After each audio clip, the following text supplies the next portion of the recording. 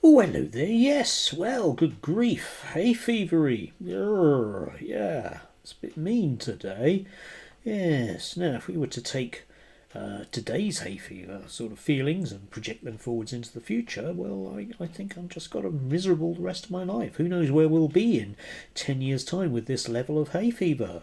But, yeah, well, obviously, it'll kind of go, won't it? Because these things are sort of specific to particular pollens which are around for various amounts of time and that changes into the future. Yes, you know that, I know that, but oddly so much of the British media doesn't, and we had a fine example of that yesterday in that whole kind of reform. Gosh, why don't you vote for them because there's no other choice style way? My interest was piqued by the gorgeous and pouting Darren Grimes, a man not knowing in possession of particular brain cells with this new, eh? White British people projected to become a minority by the 2060s. A shift driven almost entirely by mass immigration, not public consent, not debated, not voted on, just imposed. Yes, which got me thinking, I must look at that report, which we'll come on to in a moment. But the thing about it, of course, is that the enormously high levels of mass immigration that we have had, especially in about the last 10 years, happened under a government that Darren Grimes, was insisting that we needed to be voting for because no one else could change the situation that they themselves had created, not the least of which was, of course, Brexit. But hey, that's just me knowing things, isn't it? So yeah, we end up with this report. White British people will be by minority in 2040 in 40 years. Report claims shifting ethnic dynamic of the UK driven by immigration predicted to cause dramatic changes. Yeah, and there's two intersecting lines with percentages, and white Britain's become a minority at that point. Yes, let's have a closer look at that. Dreadful, isn't it? Yes, you notice there by 2047 or whatever it is that we're all going to die or something. But there's some words down the bottom which is a bit strange. There's other white categories not shown. I wonder why, for our white British and non-white. Still, I'm sure that isn't vitally important for what we're going to see, and it's from the Centre of Heterodox Social Science. Ooh, who they, you say? Well, it's our good friends, Mr. Kaufman at the University of We're Private, so we can do anything we like even though we're not that academic, yes. And number one of their fans, inevitably, is Matt Goodwin. Yes, I presume paid up member of Reform Party is on our screens all the time, isn't he? Telling us about how dreadful brown people are and how we need to vote reform.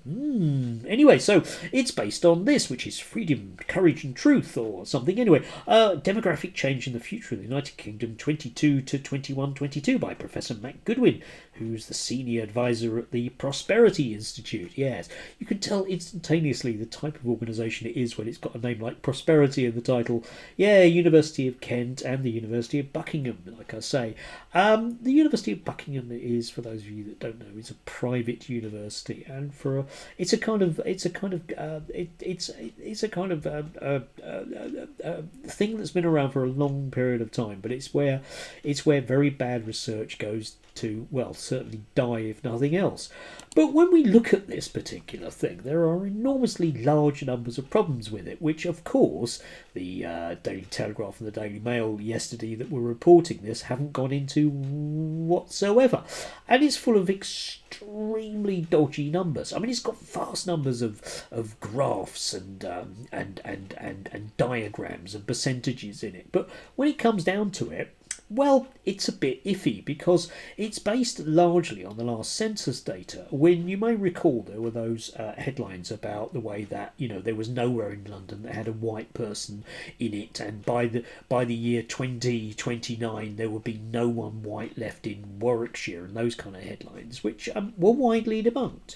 Let's face it, because they were based on people completely misreading the census data. Now, census data changes over time, drum roll, and the number of people in the country changes over time, second drum roll, but the third and fourth drum rolls, which Matt and his glorious figures and diagrams and everything don't go into, is the fact that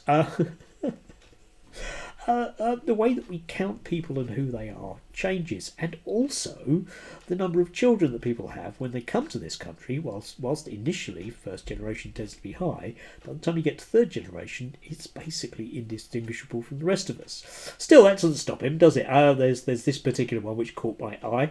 When white British is distinguished as a separate ethnic group from white other, the white British will become a minority in the UK by the year 2063. Yes, you see, you have to play around with the figures to get the horrific results that you want.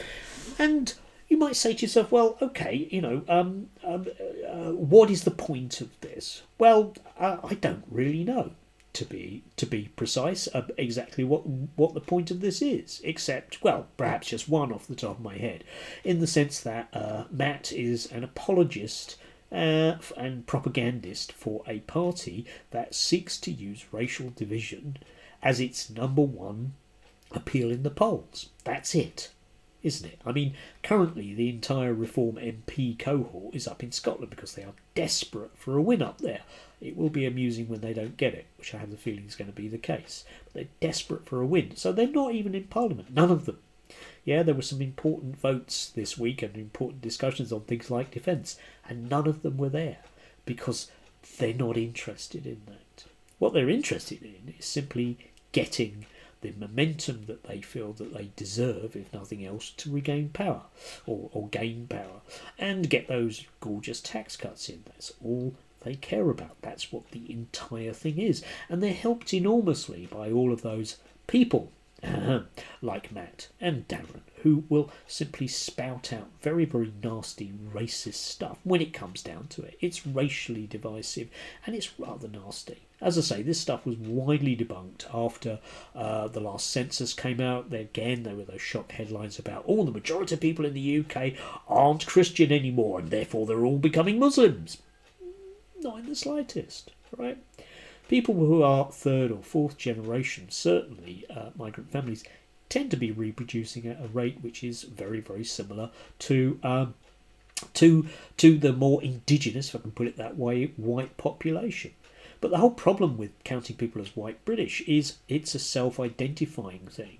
And one of the things that perhaps Matt hasn't spotted, I don't know, perhaps he just doesn't know, is that some of his very odd figures for Northern Ireland are to do with the way that the census is counted there. Because there are issues around how people identify in Northern Ireland vis-a-vis, peace treaties and Catholics and other peoples there. Still, never mind that, eh? That's just me knowing things, isn't it? Anyway, links to various things down below. You can have a look at this for yourself if you want to. If you want to earnestly believe that brown people are a major problem because they are outbreeding us, in inverted commas, that's great. But then why don't you ask your local Reform candidate or councillor or MP, if you have one, exactly why it is that they were so keen a week ago on suggesting that they were going to subsidise people having children? People, you notice. Yeah, not white people, just people. Yes. Very nasty, divisive stuff. And unfortunately, our glorious media, of course, will just report this stuff verbatim, even though it's junk. It's junk. Oh, heterodox, by the way, just means non-conforming. Except, of course, the heterodox department of private university that nobody can trust is the last thing to do with that word whatsoever. This is as much of an establishment stitch-up as you're ever likely to see in your life, and they will continue doing it, and they will get very, very cross and try and froth at the mouth, if nothing else, like Richard Tice does whenever people like me ask awkward questions. Except, of course, I don't get to ask awkward questions, do I? Because they are on Talk TV and GB News, and no one asks them awkward questions. Yes. Yeah. Still, you can always watch the Nigel Farage show. I wonder if any other party leaders will get their own shows on TV. Probably not, eh? Still, never mind that. As long as the media is impartial and is looking out for our best interests, that's the important thing. Yeah. Anyway, do have a lovely day. Oh, I'm suffering today. I need to get some sleep. Have a good one if you can do, and if you can't, I don't know, blow your nose or something. There you go.